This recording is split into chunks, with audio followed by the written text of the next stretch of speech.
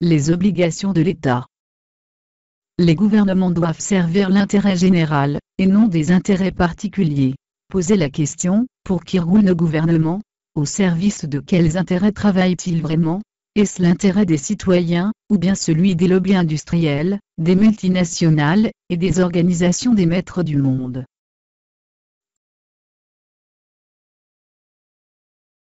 Un gouvernement ne doit pas avoir une opacité totale des négociations de traités internationaux destinés à accélérer la mondialisation. Un abandon de la culture, de la recherche et bientôt de l'éducation à des intérêts privés. Un démantèlement des services publics.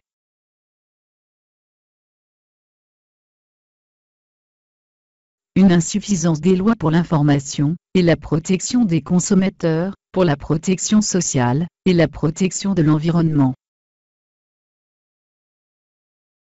Une absence de moyens alloués à l'application des lois de protection écologique ou sociale. Une utilisation de l'argent public pour le sabotage de l'environnement. Une justice à deux vitesses, garantissant l'impunité aux classes dirigeantes, et aux réseaux occultes.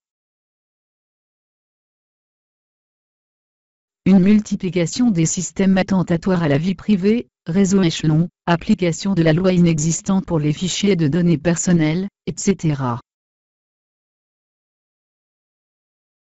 Une brutalité extrême des répressions policières contre les manifestants altermondialistes lors des récents sommets de Québec, de Göteborg et de Gênes.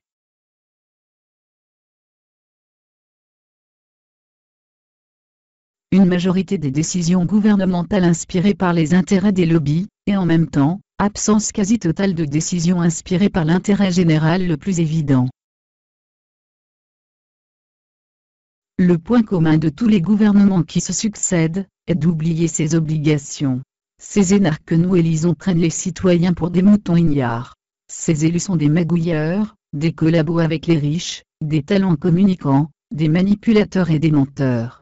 Si un politicien est honnête, et a le sens de l'égalité, et de justice, alors il ne sera jamais élu. Il a besoin d'argent pour se faire connaître des médias. Seuls les puissants riches détenant tous les moyens de communication peuvent l'aider, mais il y a toujours des contreparties.